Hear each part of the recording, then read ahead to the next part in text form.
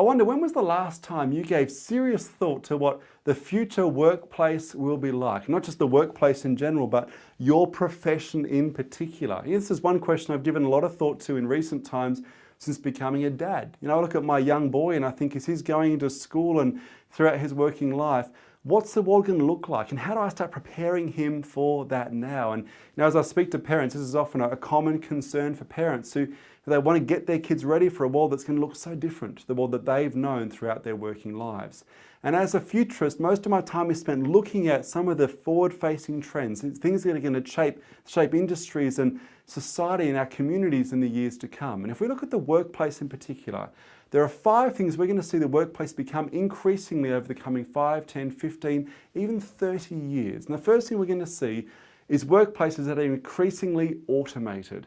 We've heard some amazing predictions about how automation, artificial intelligence, robots are going to make a whole raft of industries redundant in the coming few years. In fact, some estimates have it as high as 47% of current professions have the potential to be phased out because of automation in the coming 10 to 20 years. You think of the significance of that. And it's not just the menial jobs that are going to be superseded. It's some of the high-end service jobs, like, for instance, accountants and legal services, paralegals. Certainly it's easy to look at taxi drivers and retail checkout assistants and see how they might be superseded.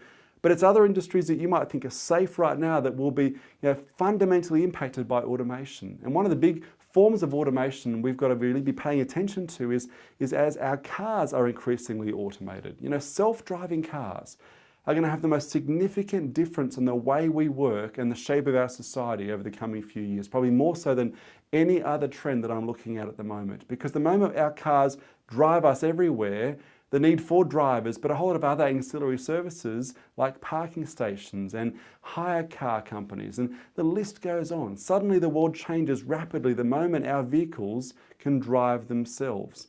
And so certainly rapid automation is going to have a massive impact on the workplace of the future and even how we get to that workplace. Imagine the work you'll be able to get done if you're sitting in a car in the back catching up on emails rather than having to actually drive that vehicle. The second thing we're seeing the workplace of the future become increasingly is informal. We're seeing in even some of the most stodgy, old-fashioned, hierarchical organisations, some of the vestiges of a bygone era are beginning to disappear. We're seeing dress codes becoming relaxed. We're seeing the use of formal names and titles and the nameplate on the door and that sense of reverence to your boss that is starting to break down. Now that is going to be very confronting for some leaders who've spent their career climbing the ladder so they can have those formal positions and enjoy that sense of power. Over the coming few years, we're going to see organisations continue to become flat. Those hierarchical organisations will be squashed. They will be far more horizontal than vertical, and that is going to provide some interesting opportunities for collaboration, but also some fundamental changes in the whole notion of power within organisations. And a lot of that is being driven by younger generations coming through, for whom the whole notion of respect and reverence is something they just don't have. They don't respect titles the way previous generations did. And if you're going to engage this group, we need to make our organisations far more informal, and we're a long way along the path to doing just that. Third thing we're seeing the workplace of the future becoming increasingly is soft skill driven. The reality is, as the world gets more automated, as roles become more automated, what are the things that are safe? What are the sort of skills that are going to not be taken over by algorithms or artificial intelligence?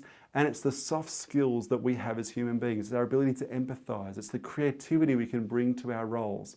And so when I'm speaking with parents and they say, what are the sort of things I can get my child to start doing now or learning now to help them be prepared for the future? My answer is not one they were looking for, I suspect, but I'll often say, if you want your kid to be successful in the future, teach them to sell.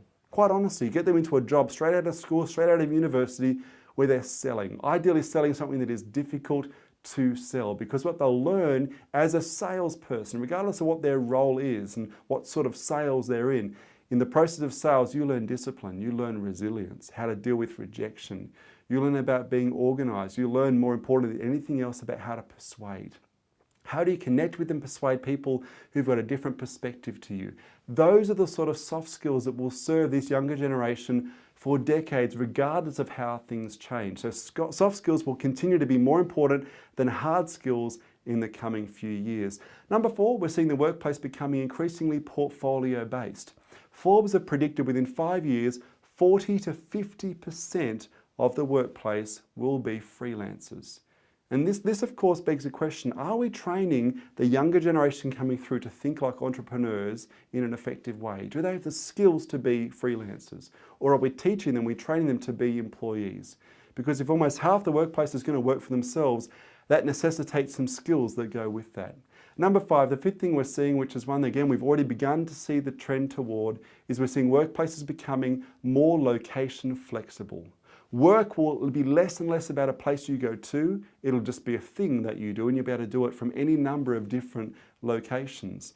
A number of years ago, Cisco released an interesting report looking at remote work within their organization worldwide.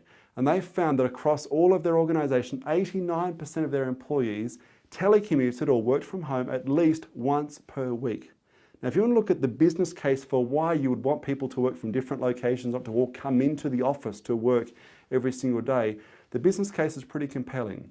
By 89% of Cisco staff working from home at least one day a week, they save 3 million hours in commute time. That is a whole lot more productivity time that they can actually extract from work. In fact, the extra productivity that allows them equates to $370 million per year. Now, interestingly, Cisco also saved $500 million a year in real estate costs because people aren't taking up space within these high rises, rather instead of they're working from home. Now, this of course raises some interesting questions. As the workplace becomes more location flexible, what does this mean for extroverts, for instance? People for whom working from home on their own is going to be a real challenge because of their temperament. People who aren't necessarily driven or disciplined, they're going to have to learn some skills that may not come naturally to them. And yet, even though any number of these 5 may be things that you don't agree with or don't feel comfortable with, this is where we're going. This is what the workplace of the future is going to be like. And I heard it said recently, and I thought it was so true, resisting change is like trying to hold your breath. Even if you're successful, it doesn't end well. And so if this is where the workplace is going, the question for all of us is, how do we start getting ready for it now?